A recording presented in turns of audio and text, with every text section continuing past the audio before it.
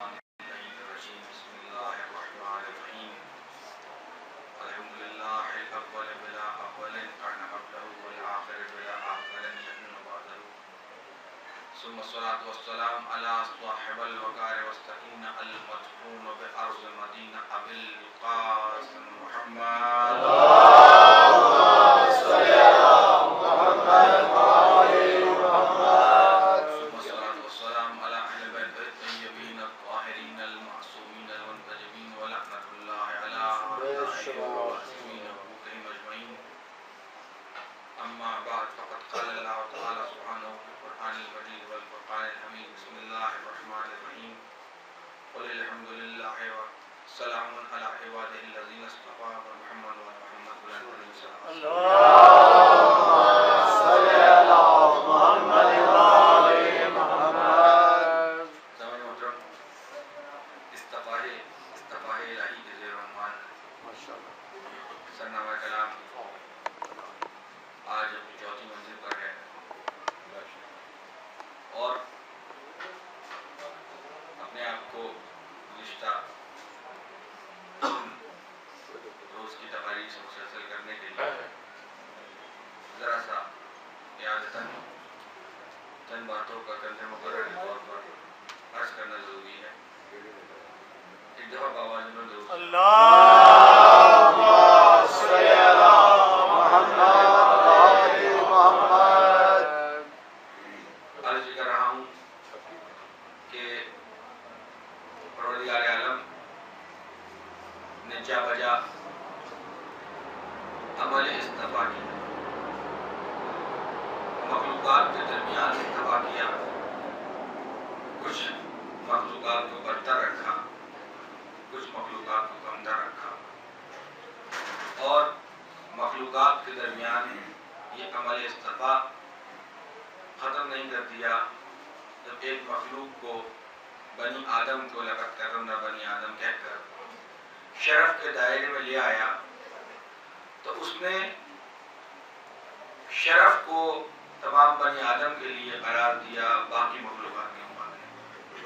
لیکن اس کے بعد اصطفیٰ کا عمل یہاں ختم نہیں ہو گیا، بلکہ میں نے آپ کی خدمت میں کل مثال دے کر یہ عرض کیا تھا کہ دائرے کی مثال دی تھی کہ اصطفیٰ کا عمل دائرے کی صورت میں سمجھ لیجیے کہ پہلے مختلف مخلوقات ہیں، بنی آدم کی طرف دائرہ کھینچ کر ان کا اصطفیٰ کیا، پھر دائرہ سمٹنے لگا اور بنی آدم ہی کے درمیان مختلف لوگوں کو مختلف بنیادوں پر وہ چنتا رہا، ان کا انتخاب کرتا رہا.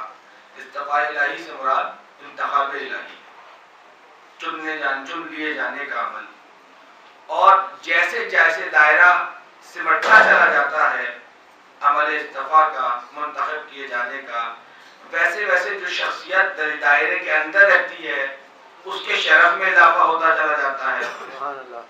لیکن اس کے ساتھ ساتھ جیسے شرف میں اضافہ ہو رہا ہے ویسے ہی ذمہ داری میں بھی اضافہ ہو رہا ہے اور شرائط بھی بڑھتی سخت سے سختر ہوتی چلی جا رہی ہے. یہ مختصر سی تمہید ہے اور سرنامہ کلام آئی سورہ مبارک نمل کی آیت ہے، قرآن مجید کا 27واں سورہ، آیت کا نشان 59 ہے کہ پروردگار عالم نے ارشاد فرمایا قل الحمدللہ وسلام علی عبادہ الذین اصطفیٰ، ہم تو اللہ کے لیے ہے اور سلام اس کے مصطفیٰ بندوں. سبحان اللہ.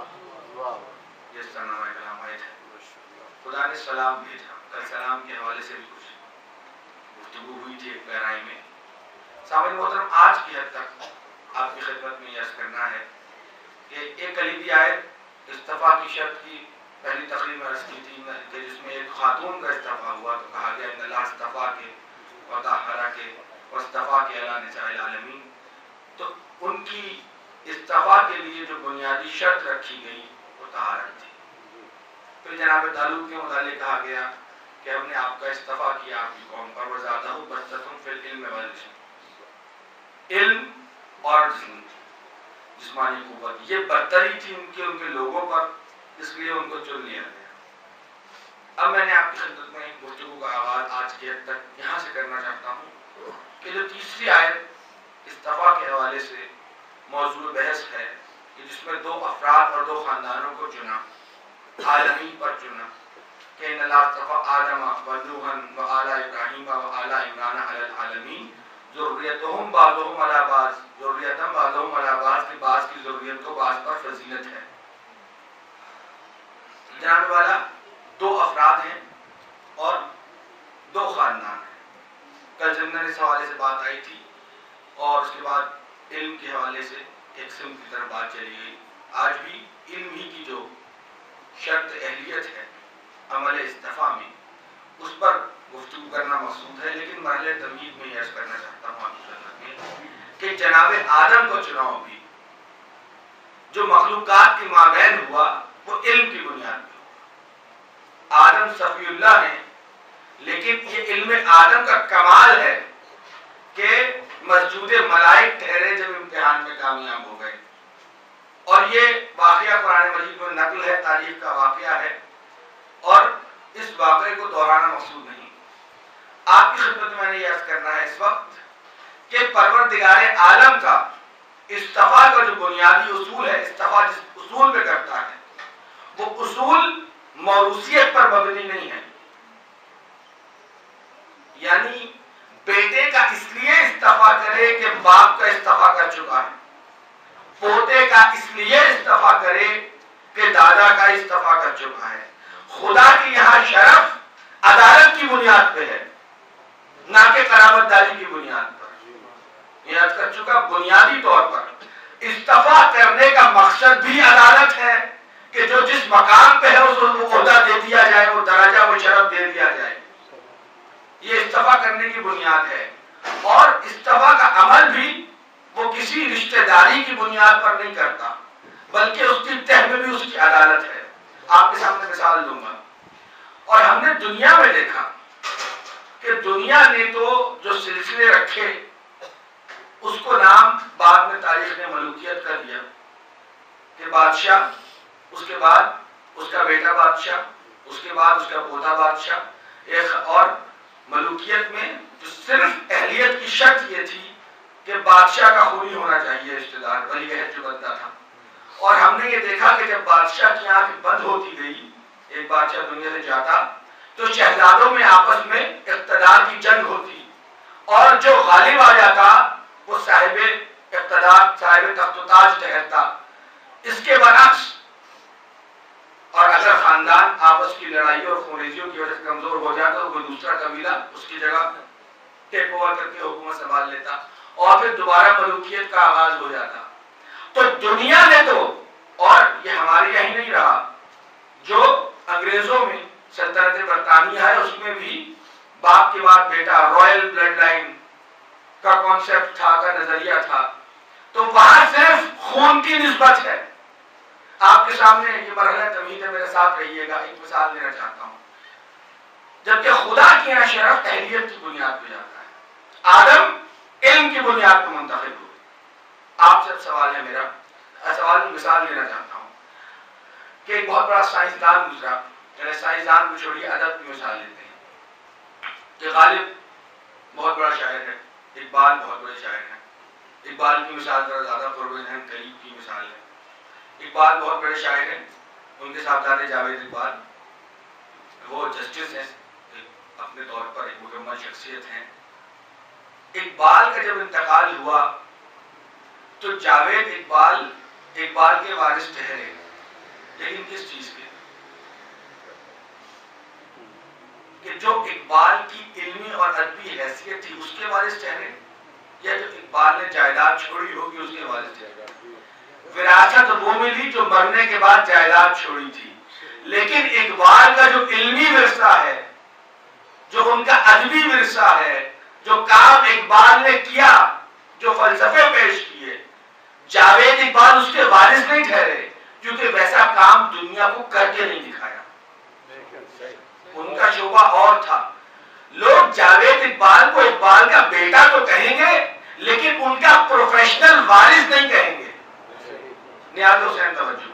تو ہم نے دیکھا یہی مثال آپ لے لیجئے، سائنس میں لے لیجئے، کھیل میں لے لیجئے، تو خونی رشتہ داری کی بنیاد پر پرسنل پراپرٹی تو ٹرانسفر ہوتی ہے، ذاتی جاگیر یا ذاتی جائیداد تو ورثے میں اگلی نسل کو منتقل ہو جاتی ہے، لیکن جو پروفیشنل ورثہ ہوتا ہے وہ نہیں جاتا۔ ایک یہ بات۔ دوسری بات آپ کی خدمت میں عرض کرنی ہے کہ ہم نے یہ بھی دیکھا کہ اگر بہت عرصے کے بعد کوئی پیش رو گزرا ہے کہ جو صاحب کمال کسی حوالے سے رہا اور بہت اچھا کھلاڑی تھا، مثال کے طور پہ کرکٹ میں بریڈمن ایک بہت بڑا کھلاڑی تھا، 100 سال 150 سال پہلے کھیلا کرتا تھا، آج کے دور میں کوئی اس کی طرح کھیل کھیلے اور اسی کے جوہر دکھائے تو لوگ کہتے ہیں کہ یہ ان کا جانشین ہے۔ ایشین بریڈمن کا خطاب دیا گیا آپ کے یہاں کھلاڑی کو، حالانکہ نہ قلبی نہ نسبی تعلق ہے نہ خونی تعلق ہے، لیکن پروفیشن میں انہوں نے وہی جھلک دکھلائی یا اس سے بہتر ہو گئے تو یہ کہا گیا یہ ان کے علمی جانشین ہیں یا ان کے کھیل میں جانشین ہیں یا ان کے ادب میں جانشین ہیں۔ تو جب پروفیشنل وراثت ہوتی ہے اس میں خون نہیں ہوتا، خون کا رشتہ نہیں ہوتا، قابلیت اور صرف اہلیت دیکھی جاتی ہے۔ تو میں دستے ادب باندھ کے عرض کروں کہ استفا ہوا، آدم کا استفا ہوا علم کی بنیاد پر، نوح کا استفا ہوا، بہت سی خصوصیتیں ہیں لیکن ہم کہتے ہیں اس میں نوح بہت مشہور ہے، جناب ابراہیم کی خلت مشہور ہے، جناب موسیٰ کی ہیبت مشہور ہے، جناب عیسیٰ کی زہد مشہور ہے۔ یہ اپنے اپنے زمانے کے مصطفیٰ بندے، اب ان کا جو وارث ہوگا نیاز حسین توجہ یہاں پہ روک کے عرض کروں گا، صرف جناب نوح کی مثال لے لیں۔ جناب نوح بہت بڑے نبی ہیں، عالمین پر چنے گئے، لیکن جب اس وقت سیلاب آیا، سیلاب نوح آیا، اپنی کشتی میں تھے، بیٹے نے پہاڑ کو ترجیح دی، خدا نے تبصرہ کیا یہ تیرے اہل میں نہیں ہے۔ نیاز حسین توجہ، بیٹا ہے، خون کا رشتہ ہے، لیکن وہ کیا اہلیت نہیں ہے۔ پروفیشنلی نوح خدا کے رسول ہیں، جس مقام پہ کھڑے ہیں بیٹا بہت دور ہے، خدا نے کہہ دیا تبصرہ کر دیا قرآن میں یہ تیرے اہل میں نہیں ہے، چاہے نبی کا ہی بیٹا کیوں نہ ہو۔ اگر اہلیت کی شرط پوری نہیں کرے گا تو خدا قرآن میں ریکارڈ کر دے گا یہ تیرے اہل میں نہیں ہے۔ تو مجھے درجہ ادب باندھ کے عرض کرنے دیجیے، سلام علی عبادہ الذین اصطفیٰ، ہمارا سلام ہو تیرے چنیدہ بندوں پر۔ اب اگر کربلا میں حسین آئے ہیں تو زیارت وارثہ میں آپ کیا کہتے ہیں؟ السلام علیکہ یا وارثہ آدم صفت اللہ، السلام علیکہ یا وارثہ نوح نجی اللہ، السلام علیکہ یا وارثہ ابراہیم خلیل اللہ، السلام علیکہ یا وارثہ موسیٰ کلیم اللہ، السلام علیکہ یا وارثہ عیسیٰ روح اللہ۔ آپ چلتے چلے جاتے ہیں، ایک ایک نبی کی پروفیشنل ایکسیلنس دکھاتے چلے جاتے ہیں اور اپنے مولا کو سلام کرتے چلے جاتے ہیں۔ اے آدم کے علم کے وارث تجھ پر سلام ہو، اے موسیٰ کی ہیبت کے وارث تجھ پر سلام ہو، عیسیٰ کے زہد کے وارث تجھ پر سلام ہو، ابراہیم کی خلت کے وارث تجھ پر سلام ہو، نوح کے عزم کے وارث تجھ پر سلام ہو۔ یہ جو رشتہ حسین کا ان کے ساتھ ہے، نسبی جہاں پہ ہے، نسلن جہاں پہ ہے وہ تو ہے، لیکن یہ دراصل حسین کا ذاتی رشتہ نہیں ہے، حسین کا سرکاری رشتہ ہے۔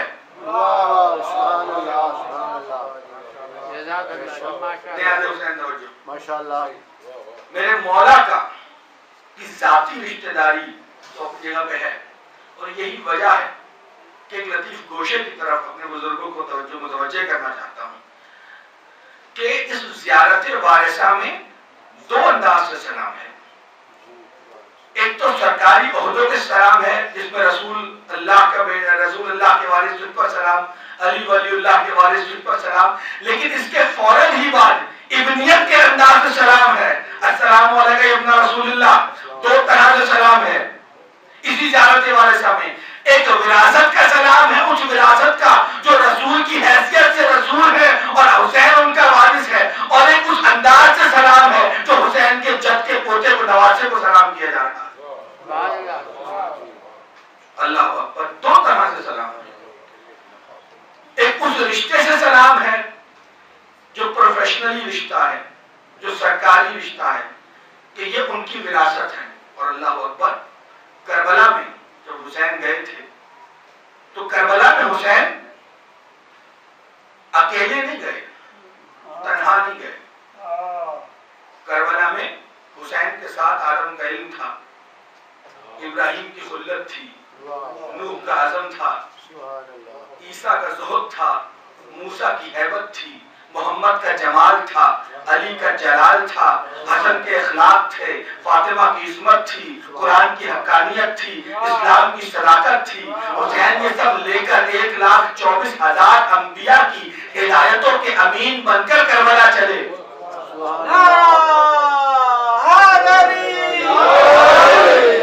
حسین کربلا میں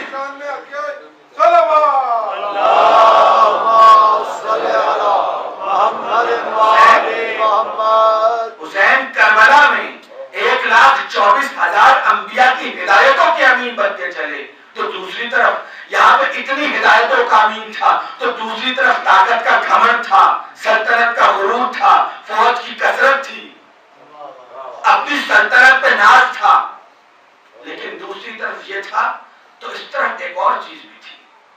اس طرف اکبر کی نوجوانی تھی، عباس کی جوانی تھی، قاسم کا لڑکپن تھا، اصغر کی کمسنی تھی، سیدانیوں کے پردے کا وقار تھا. یہ بظاہر حسین سے کہہ رہے تھے کہ اگر بیعت کر لیں گے تو جوانی بچ جائے گی، نوجوانی بچ جائے گی، لڑکپن بچ جائے گا، سیدانیوں کے پردے کا وقار محفوظ رہ جائے گا. اور دوسری طرف 1,24,000 انبیاء کی وراثتیں کہہ رہی تھیں. ایک امانت دار رسول کے امانت دار نواسے، اللہ اکبر، ایک امین رسول کے امین نواسے یہ ترکہ انبیاء کو ساتھ لے کے کربلا گیا ہے. اگر آج بیعت کر لیتا ہے تو ترکہ لٹ جائے گا. اللہ اکبر. بیعت کا مطلب کیا ہے؟ بیعت کہتے ہیں بیع و شراء کو. بیع و شراء کا مطلب بیچ ڈالنا. اگر آپ اس کی تفصیل تحقیق اور تحقیق میں جائیں تو بیع و شراء بیچ ڈالنا.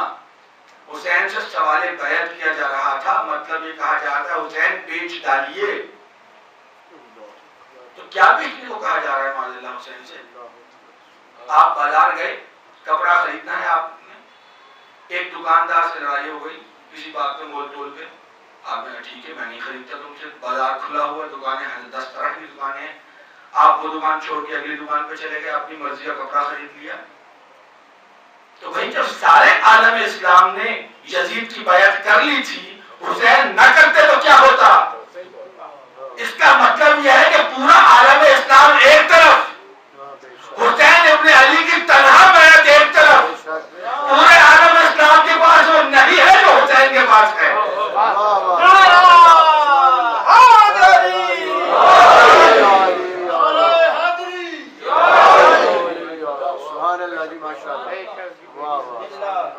وہ جن کے ذکر سے نبض حیات چلتی ہے، وہ جن کے ذکر سے نبض حیات چلتی ہے، زمین کا ذکر ہی کیا کائنات چلتی ہے.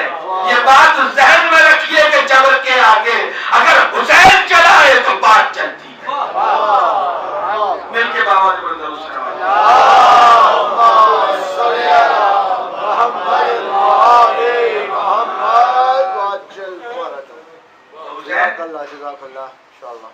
ان وراثتوں کے امین بن کے کربلا ہے. سلام علی عبادہ الذین اصطفیٰ، خدا کا سلام ہو اس کے برگزیدہ بندوں. سامعین محترم، گفتگو اس بہن کی طرف چلی گئی، جناب آدم سے شروع ہوئی تھی بات، لیکن اس مرحلے پر دل یہ چاہتا ہے کہ آپ کو مولا کا خطبہ بھی سنا دوں. وہ خطبہ اعادہ کرنا ضروری ہے. میری کوشش ہوتی ہے کہ یہ محرم کو اگر نہ کر سکوں تو مولا کی یہ چند جملے جب موقع ملے ایام اعظام میں پہلی 9 دنوں میں جہاں اشرا پڑھا ہوں ضرور دوہراؤں. ماشاءاللہ. اس لیے کہ ہر سال نوجوانوں کو یہ اعادہ کرانا ضروری ہے کہ کربلا کی تحریک کی بنیاد کیا ہے. بسم اللہ. میرے مولا کا وہ پالیسی بیان جو انہوں نے مدینہ چھوڑتے ہوئے گورنر مدینہ کے دربار میں دیا، وہ بیان کربلا کی تحریک کی بنیاد ہے. اور اس تحریک کی بنیاد جو بیان ہے کربلا کی تحریک کی بنیاد، اس میں جو بات کی گئی اس کی بنیاد بھی عدالت ہے، اور وہ عدالت جو استفا کا بنیادی محرک ہے۔ مولانا نے کہا وہ واقعہ آپ کے ذہنوں میں ہے 28 جب خط آیا اور اس طرح مولا کو بلایا گیا گورنر دربار میں، گستاخی کی جو گورنر کے پہلو میں معلوم بیٹھا تھا اس نے، اور اس کے بعد حسین ابن علی کو جلال آیا اور مولانا نے کہا ان اہل بیت النبوہ، تو جانتا نہیں ہم اہل بیت نبوت ہیں، وہ معدن الرسالہ، رسالت کی کان ہے، وہ مختلف الملائکہ، ہم پر فرشتے آتے اور جاتے رہے ہیں، وَبِنَا فَتَحَ اللَّهُ وَبِنَا خَتَمَ، ہم سے خدا نے کائنات کا آغاز کیا اور ہم پر ہی خدا کائنات کا اختتام کرے گا۔ محمد آل محمد صلوات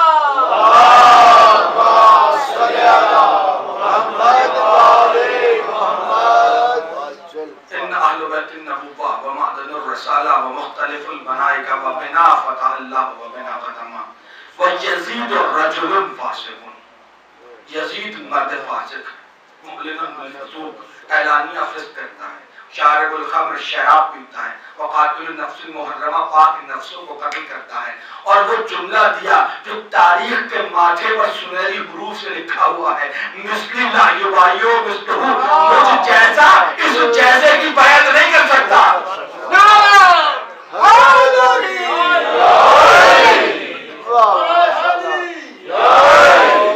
مجھ جیسا اس جیسے کی بیعت نہیں کر سکتا۔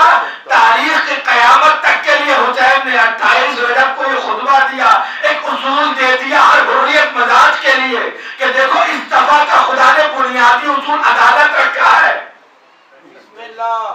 کبھی برتر کمتر کی بیعت نہیں کر سکتا، کبھی عصمت ظلمت کے ہاتھ میں ہاتھ نہیں ڈال سکتی، اور یہی بتلایا حسین نے کہ مجھ جیسا اس جیسے کی بیعت نہیں کر سکتا۔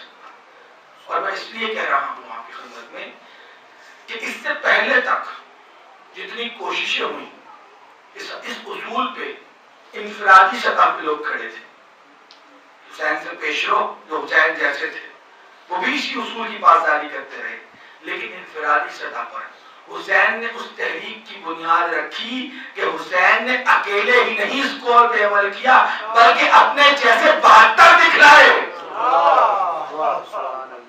اپنے جیسے 72 دکھلائے۔ اللہ اکبر۔ یہاں پہ مجھے دست ادب باندھ کے اس کے دیجیے کہ نیاز حسین توجہ کہ کربلا تاریخ انسانیت کا وہ روشن باب ہے۔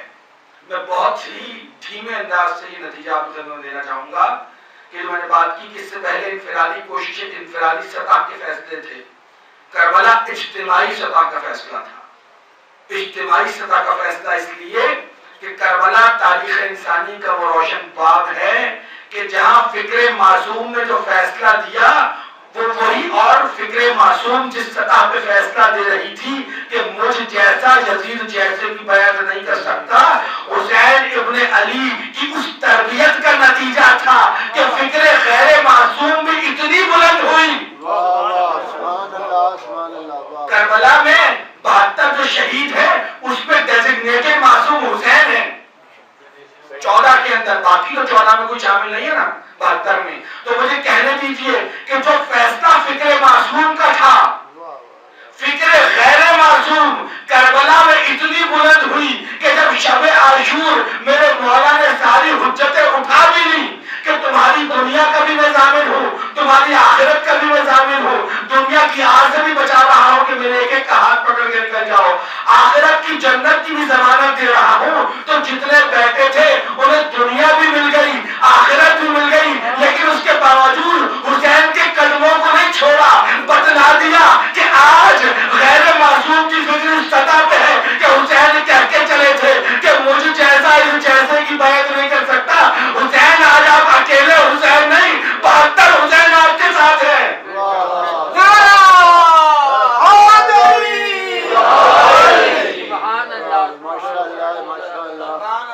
آج 72 حسین آپ کے ساتھ ہیں، ہمارا سلام ہو۔ اس لیے جناب والا سلام علی عبادہ الذین اصطفیٰ، وہ جو کل ادھر تھا ایک رات میں علیہ السلام ہو گیا، اور خدا نے قرآن میں کہا ہے سلام علی عباد الذین اصطفیٰ، چنیدہ بندہ. اللہ اکبر.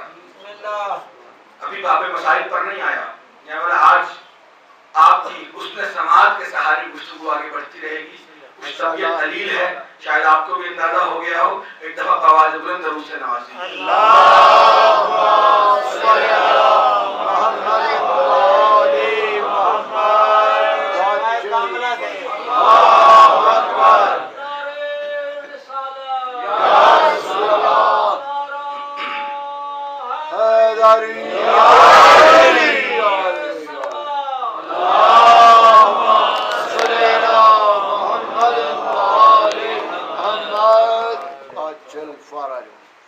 مولا فکر غیر معصوم، اور یہی وجہ ہے سامنے مطلب مثال کہ مقناطیس تو بنیادی طور پہ خود مقناطیس کی کیفیت رکھتا ہے، لیکن لوہا اگر بہت عرصے کے لیے مقناطیس کے برابر رکھ دیا جائے تو لوہے میں بھی مقناطیسی اثر آ جاتا ہے. کربلا نے یہی مظاہرہ دکھایا سبحان اللہ کہ عصمت کا مقناطیس تو اپنی جگہ پہ موجود تھا، لیکن جو عصمت سے جڑ گئے اگرچہ تھے تو لوہے، برانڈ دوسرا تھا، لیکن اثر اور تجلی وہاں کی آ گئی. اثر اور تجلی میت میں رہنے سے وہاں کی. اللہ اکبر. ورنہ برانڈڈ تو معصوم ہے، یہ ان کی فیض اور ان کا کرم ہے جس پر ہو جائے. اور جانے والا یہیں پر اپنے موضوع کی طرف واپس آتا ہوں. اگر آپ کی سماعت کے ساتھ ہیں اور میں مسلسل شکر گزار ہوں اپنے بزرگوں کا، جس طرح وہ مسلسل تشریف آوری سے میری حوصلہ افزائی فرما رہے ہیں. اور آپ تمام سننے والوں کا شکر گزار ہوں، اپنے نوجوان دوستوں کا، بزرگوں کا. دیکھیے کل تک جو گفتگو ہوئی تھی میں نے آپ کی خدمت میں عرض کیا تھا کہ استفاء کی بنیادی شرائط ہم نے 3 دیکھی ابھی تک آیات کی روشنی میں: طہارت، علم اور قوت. کل علم پر گفتگو ہو رہی تھی اور کمال استفاء ذات مصطفیٰ جناب محمد صلی اللہ علیہ وسلم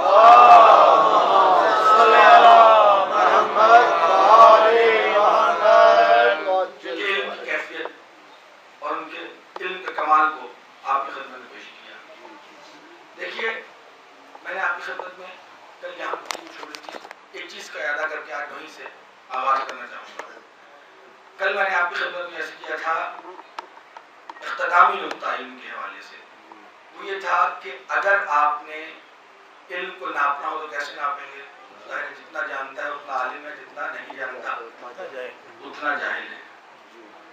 تو جب خدا نے یہ کہا علمہ کا معلوم تکن تعلم، میرے حبیب ہم نے آپ کو وہ کچھ پڑھا دیا جو آپ نہیں جانتے تھے. جب یہ کہا تو علم محمد کو وہ کمال دیا کہ اب جہل رتی برابر بھی نہیں. واہ واہ واہ سبحان اللہ سبحان اللہ. یہ کمال علم محمد ہے. کل گزشتہ روز گفتگو ہوئی تھی. آپ کی خدمت میں عرض کرنا ہے کہ جب میں آپ سے بار بار یہ کہہ رہا ہوں کہ دائرہ استفاء کا سمٹتے سمٹتے عالمین کی سطح پر ان 14 کے گرد رہ گیا، شرف ان 14 میں مرتکز ہو گیا، تو علم کی برتری اب قیامت تک کے لیے ہے. ان کی طہارت کی برتری قیامت تک کے لیے ہے، کوئی دور دور تک مقابل نہیں ہے. تو سوال یہ ہے کہ جو علم کی بات وہیں سے آغاز کر رہا ہوں آج، اس والے حصے کا میں چلے وقت کافی ہو چکا ہے.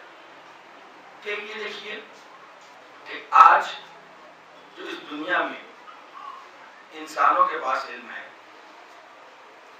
میں کسی ایک ذات کی بات نہیں کرتا، ایک فرد کی بات نہیں کرتا، میں بنی نوع انسان کی بات کرتا ہوں، سارے انسانوں کی بات کرتا ہوں. آپ اگر سارے انسانوں کا علم جو آج ہے اسے اکٹھا کر لیں اور کہیں کہ یہ سارا کلیکٹیو مجموعی علم یہ بنی نوع انسان کا ورثہ اور علم ہے، تو کیا یہ علم مکمل ہو گیا؟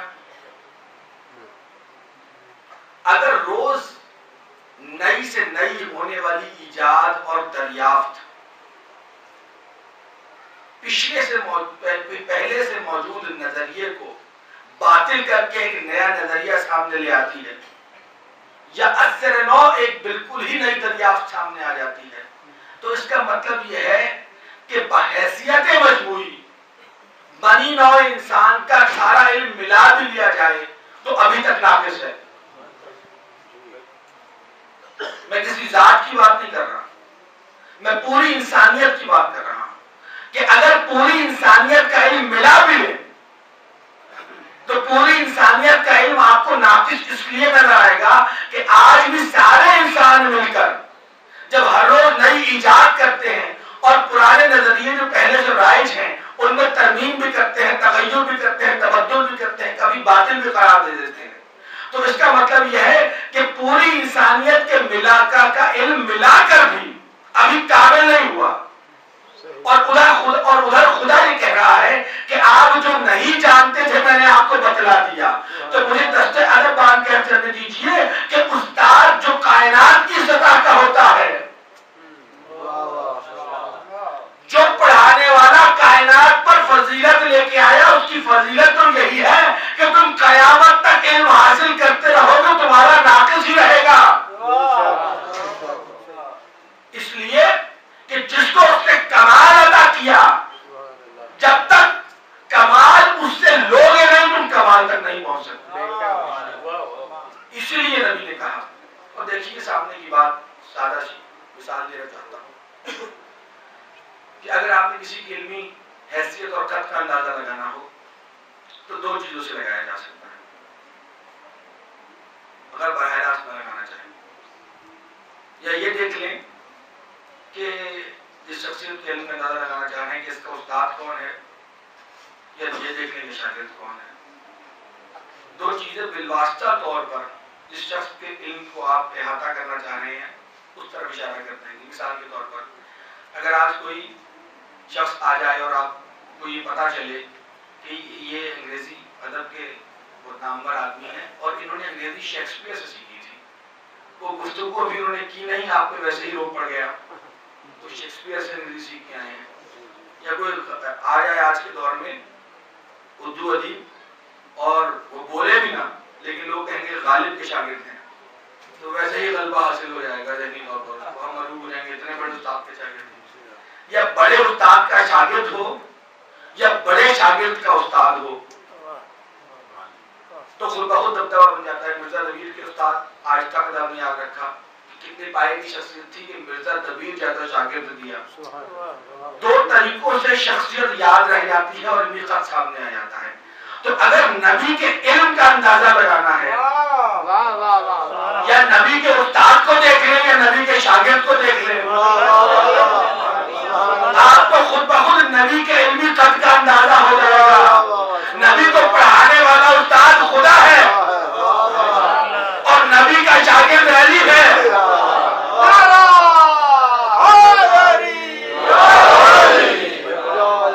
استاد خدا ہے، شاگرد علی ہے۔ استاد کے کیا کہنے اور شاگرد کے کیا کہنے؟ شاگرد نے کہا نبی نے مجھے اس طرح علم دیا جیسے پرندے کا بچہ اپنے بچے کو خوراک دیتا ہے، لکن لکا جیسا لاتا ہے ویسے ہی دے دیتا ہے۔ دو قول مولا کائنات کے بڑے معروف ملتے ہیں، ایک تو اس طرح علم دیا، دوسری نبی مولا نے فرمایا کہ نبی نے مجھے 1000 باب علم کے تعلیم کیے اور میں نے ان ہر ایک باب سے 1000 باب علم کے خود تعمیر کیے۔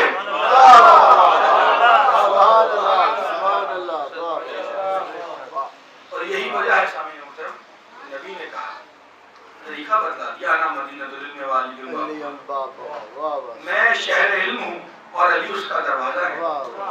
اب شہر اور در پہ گفتگو آپ سنتے رہتے ہیں، نبی نے یہ کہا انا دار الحکمہ والی بابا، میں حکمت کا گھر ہوں اور علی اس کا دروازہ۔ لگتا یہ ہے کہ نبی تک پہنچنے کا ہر دروازہ علی ہے۔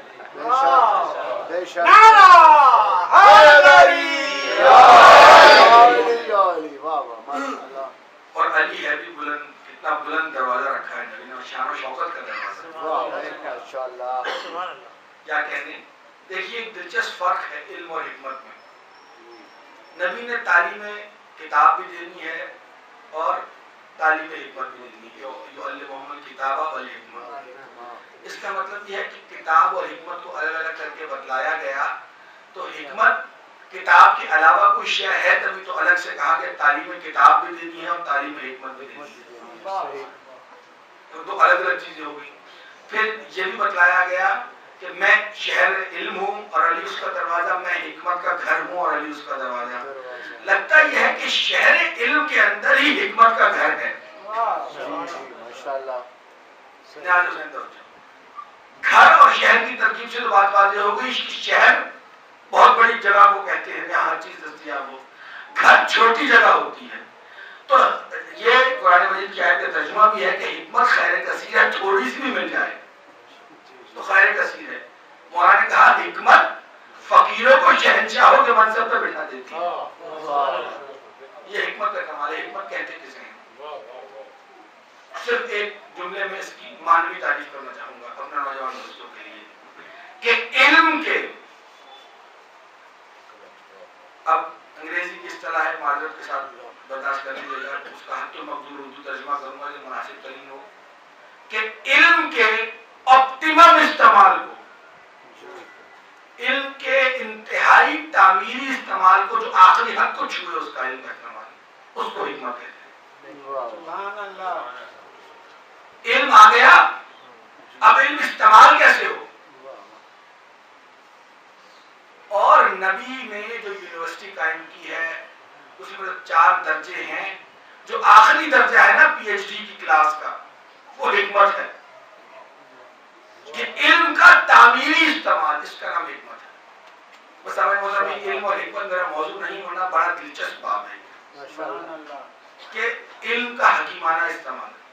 علم اور حکمت 2 چیزیں ہیں. اگر یہ 2 ہتھیار انسان کے پاس آ جائیں تو اس سے زبردست آدمی کوئی نہیں. اللہ اکبر. لیکن یہ دونوں لینے کے لیے آپ کو در علی میں آنا پڑے گا.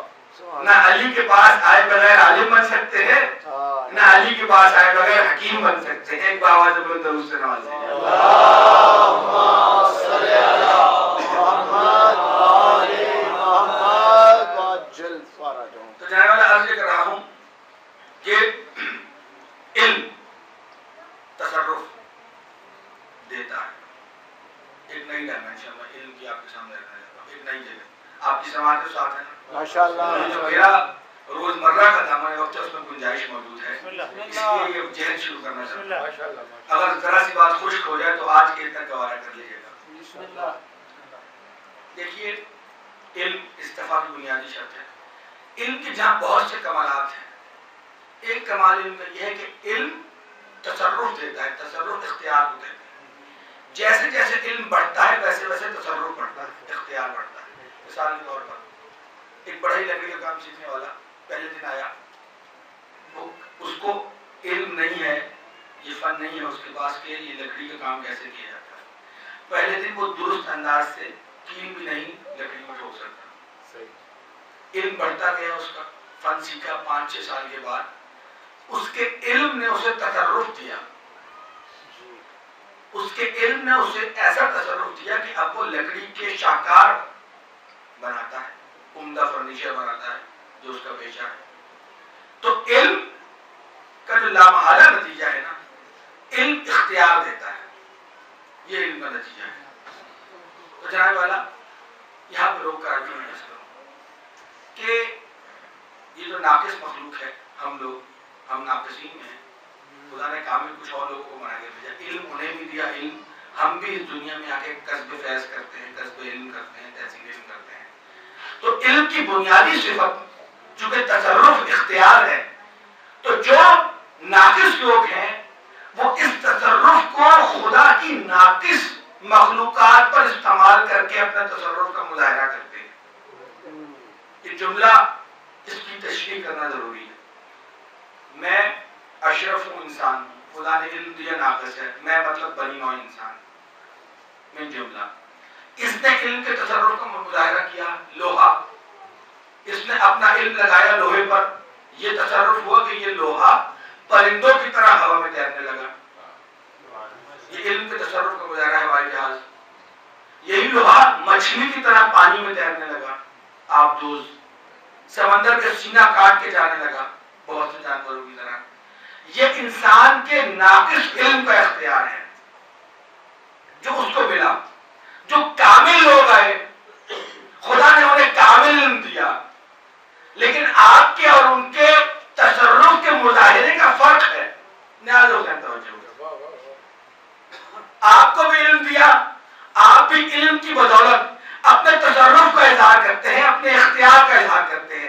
جتنا علم بڑھتا جاتا ہے بڑھا ہے انسان کا, وہ اتنا زیادہ اپنے اختیار کا مظاہرہ کر رہا ہے خدا کی کائنات پر. لیکن کس چیز پر؟ خدا کی چونکہ ناقص علم ہے اس لیے ناقص مخلوقات پر اظہار کر رہا ہے. لیکن جنہیں کامل علم دے کے بھیجا انہوں نے اس چیلنج کو قبول کیا کہ کیونکہ علم کامل ہے اس لیے ہم اپنے اختیار کا اظہار بھی خدا کی کامل مخلوق پر کریں گے. اور خدا کی کامل مخلوق کون ہے؟ خدا کی کامل مخلوق یعنی برتر مخلوق, اشرف مخلوق انسان ہے. سب سے لقد کرمنا بنی آدم, جو آدم کے بیٹے کو کرامتی سب سے برتر مخلوق آپ ہیں. تو آپ کے سامنے ایک نظریہ رکھنا چاہتا ہوں, آل محمد کا مینڈیٹ آپ کے سامنے, اس کی ایک جہت رکھنا چاہتا ہوں کہ وہ اس دنیا میں آئے ہیں, کامل علم لے کر آئے ہیں, لیکن تصرف کا اظہار انہوں نے درخت پہ نہیں کرنا, چاند ستاروں اور سورج پہ نہیں کرنا. ارے کائنات کے یہ خزانے تو پہلے ہی خدا نے آل محمد کے ڈسپوزل پہ دے دیے ہیں. جب پہلے ہی ان کے ڈسپوزل پہ کائنات کے تمام خزانے ان کے اختیار میں ہوں تو چاند کو دو ٹکڑے کرنا معجزہ نہیں, ستارے کو دہلیز پہ جھکا دینا معجزہ نہیں, بلکہ جس کے اختیار میں ہے وہ جھکا سکتا ہے. یہ معجزہ نہیں ہے بلکہ معجزہ یہ ہے کہ اکڑی ہوئی گردن کو اس کی مرضی سے اس کی بندگی میں جھکا دو. معجزہ یہ ہے. ستارے کو دہلیز پہ لے کے آنا معجزہ نہیں ہے, اس لیے کہ پہلے ہی ستارے ان کے اختیار میں ہیں. معجزہ یہ ہے کہ اس جبین نیاز کو اس کی بندگی میں چھپا دیں. چاند دو ٹکڑے کرنا معجزہ نہیں ہے بلکہ حق تصرف کا اظہار یہ ہے کہ یہ ٹوٹے ہوئے دلوں کو جوڑ دیں. اللہ اکبر. یہ اب میں آپ کی خدمت میں پیش کرنا چاہتا ہوں ایک مثال سے شاید آپ تک بات یہ پہنچ جائے کہ جناب والا اگر آج کسی کو خدا جو اللہ تعالیٰ جو نعمت اولاد کی خواہش رکھتے ہیں انہیں اولاد نرینہ اور اولاد عطا فرما. جو صاحبان اولاد ہیں ان کے اولاد کی نیک اور صالح تربیت کر. جو والدین تشریف فرما ہیں ان اس مثال اور اس کے اندر موجود احساس کو وہ زیادہ بہتر انداز سے سمجھ سکتے ہیں کہ اگر آپ کے 2 بچے ہیں اور 2 بچے بہت لائق ہیں, بہت باصلاحیت ہے, بچپن میں ہی ہونہار بچے کے بارے چل جاتا ہے, تو ان ماں باپ کی پریشانی دیکھیے. وہ دونوں ماں باپ ساری عمر اس غم میں کھل جائیں گے, اس تپدو میں لگے رہیں گے کہ اللہ نے اتنے ٹیلنٹڈ اتنے باصلاحیت بچے دیے ہیں, ان کی ہم اچھی سے اچھی تربیت کیسے کریں. 2 بچے ہوں, 3 بچے ہوں, 4 بچے ہوں, جتنے بھی ہوں, میں 2 بچوں ہی کے اوپر نہیں کہہ رہا, جتنے بھی اچھے بچے ہوں آپ کے والدین ساری عمر اس غم میں کھل جاتے ہیں کہ ان کی اچھی تربیت کیسے کی جائے. اگر نبی یہ کہیں کہ میں اور علی امت کے 2 باپ ہیں تو اب آپ کے سامنے عرض کرنا ہے کہ جو 2 باپ ہیں اس امت کے علی اور رسول, ان کے ذمے اتنی بڑی امت ہے جس کی انہوں نے تربیت بھی کرنی ہے, جس کی فکر بھی ہے. تو جناب والا ان کا معجزہ یہ ہے, ان کا حق تصرف یہ ہے کہ ایسے افراد بنائیں. اب اگر محمد کا معجزہ دیکھنا ہے, نیازوں سے توجہ, بس گفتگو کو سمجھ رہا ہوں, محمد کا معجزہ دیکھنا ہے تو یہ نہیں دیکھیں کہ ہاتھ پہ سنگریزے کرنا پڑتے تھے, یہ نہ دیکھیں کہ چاند 2 ٹکڑے کر دیا کرتے تھے, یہ نہ دیکھیں کہ ستارے کو دہلیز پر جھکا دیا, یہ نہ دیکھیں کہ ڈوبا ہوا سورج پلٹا دیا, بلکہ حسین کا نبی کا معجزہ دیکھنا ہے تو نبی کے معجزے کا نام ہے علی, محمد کے معجزے کا نام ہے حسین, محمد کے معجزے کا نام ہے حسن, محمد کے معجزے کا نام ہے سیدہ. یہ پنجے تن میں محمد کو چھوڑ کے جتنے ہیں یہ حسین محمد کے معجزے ہیں. معجزہ دنیا میں بنا کے چھوڑ دینا، یہ معجزہ ہے محمد۔ اللہ اکبر۔ اور علی کا معجزہ، علی کا معجزہ دیکھنا ہے تو خیبر کے درد کو آسمان کی طرف جاتے ہوئے نہ دیکھنا، علی کا معجزہ دیکھنا ہے تو مالک اشتر کو دیکھو، علی کا معجزہ دیکھنا ہے تو سلمان کو دیکھو، علی کا معجزہ دیکھنا ہے تو قمر کو دیکھو، علی کا معجزہ دیکھنا ہے تو مقداد کو دیکھو، علی کا معجزہ دیکھنا ہے تو بوزا کو دیکھو۔ یہ علی کے معجزے ہیں۔ اور کیا کہنے حسین کے، اللہ اکبر، کیا کہنے حسین سے، حسین سے بڑا انسانیت ساتھ تو شاید اس دنیا میں گزرا ہی نہیں، کہ جس نے کربلا میں کہا مجھے وہ ساتھی ملے، نہ میرے نانا کو ملے نہ میرے بابا کو ملے۔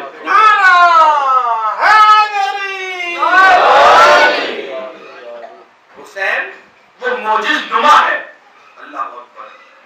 کیا کہنے حسین ابن علی کے، بس سامنے محترم، حسین ایسا جوہر شناس ہے، ایسا جوہر شناس ہے میرا مولا، ایسا معجزہ گر ہے۔ میں نے کہا کہ ان کا معجزہ یہ ہے کہ انسان پہ اپنے تصرف کا اظہار کرتے ہیں، اور حر نے آگے بتلایا کہ اگر حسین کے تصرف کا اظہار دیکھنا ہے تو مجھے حر کو دیکھ لو، کل تک تھا ادھر کا جائے گا ادھر سے۔ اور جناب والا حر، اللہ اکبر۔ دیکھیے دو مختلف کیفیتیں، دو مختلف ساتھی، ایک وہ جسے خط دے کے بلوایا گیا، ایک وہ جس نے راستہ روکا اور سب سے آخر میں آیا۔ یہ حسین کے لشکر کے دو مختلف حدیں ہیں، لیکن جب تک یہ باہر تھے تب تک دو مختلف حدوں پہ تھے۔ جب حسین کے دائرہ عاطفت میں آ گئے تو نہ حر رہا نہ حبیب حبیب رہا، سارے حسین بن گئے۔ یہی تو حسین کا معجزہ ہے، یہی تو حسین کا معجزہ ہے کہ سارے حسین بن گئے۔ اور میں کہوں گا جناب حبیب نے مظاہر کے فضائل کے لیے تو یہ ایک گوشہ کافی ہے کہ شب عاشور چراغ بجھا دیا اور حسین نے بیعت اٹھا کے سب کو کہہ دیا کہ چلے جاؤ۔ یہ سب کو کہا کہ چلے جاؤ، لیکن حبیب کا مقام یہ ہے کہ خط لکھ کے کہا بھیا حبیب آ جاؤ۔ اللہ اکبر۔ لشکر پہ لشکر آ رہا تھا، بہن نے کہا بھیا آپ بھی اپنے کسی چاہنے والے کو بلا لیں، اچھا حبیب کو خط لکھتے ہیں۔ جب مکتوب آیا میں نے علماء سے یہ سنا کہ میرے مولا نے خط لکھا، اور یہ نہیں لکھا لکھتے ہوئے یہ خط حسین ابن علی کی طرف سے ہے، بلکہ یہ لکھا یہ خط حسین ابن فاطمہ کی طرف سے رجل فقی، مرد فقی حبیب ابن مظاہر کے لیے ہے۔ حسین کا مکتوب پہنچا، حبیب کھانا کھا رہے تھے، دق الباب ہوا، اس سے کچھ دیر پہلے زوجہ کے ہاتھ سے رکما گرا تھا، زوجہ نے کہا لگتا ہے کسی کریم کا قاصد آنے والا۔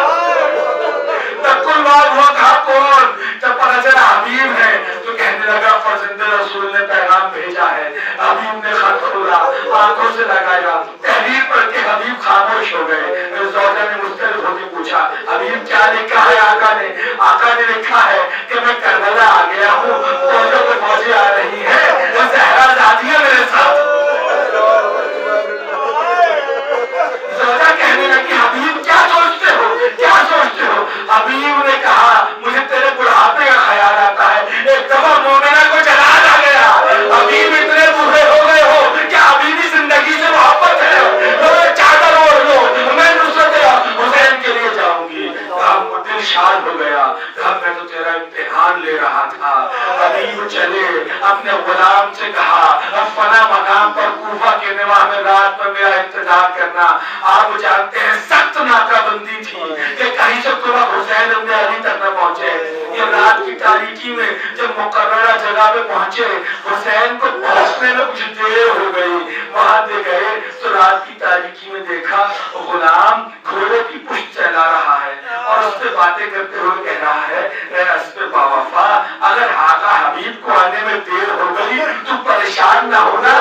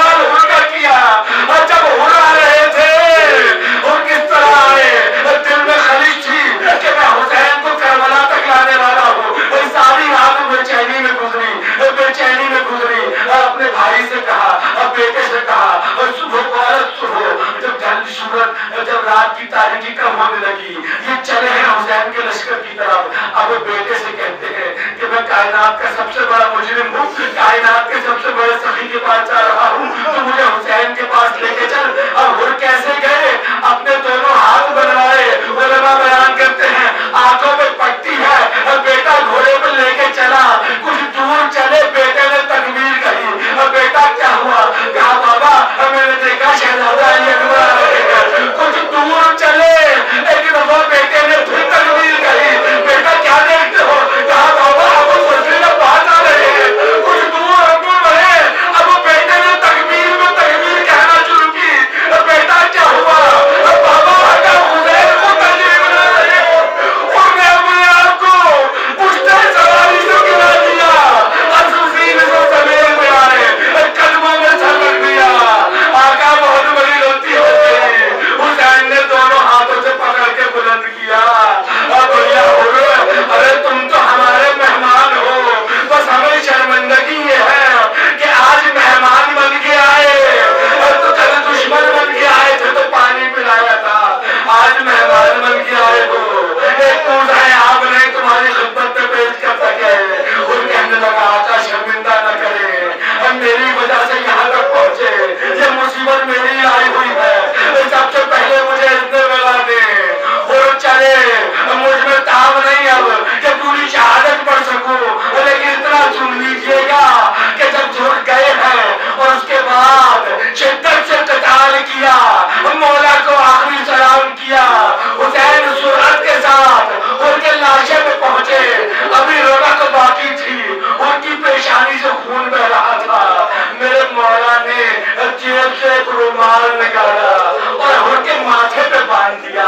ये कहा हुर तेरी माँ ने तेरा कितना अच्छा नाम रखा है। मैं कहूँगा मौला इस वक्त आपको हुर की माँ की याद आ रही है, आप भूल गए। मौला जवाब देंगे इसके दिल में चिंगारी चलाने के लिए जब इसने मैंने लजामे फर्ज पे हाथ डाला था, मैंने कहा था हुर तेरी माँ तेरे गम में बैठे। उन्होंने पलट के सर झुका के कहा था मौला अगर आपकी माँ सैयदा न होती मैं यही जवाब देता। एहतराम ने सैयदा किया, मैं दो एजाज दे रहा हूँ। एक तो ये कहा हुर तेरी माँ ने तेरा नाम कितना अच्छा रखा है, तू दुनिया में भी हुर है, आखिरत में भी आजाद है। और उसके बाद एक रुमाल सैयदा जेब से निकाला और हुर के माथे पे बांधा, और माथे पे बांध के निशाने फातिमा के साथ हुर को इस दुनिया से रुखसत किया। मैं दस्ते अदब बांध के कहूंगा हुर तू बड़ा खुशकिस्मत है।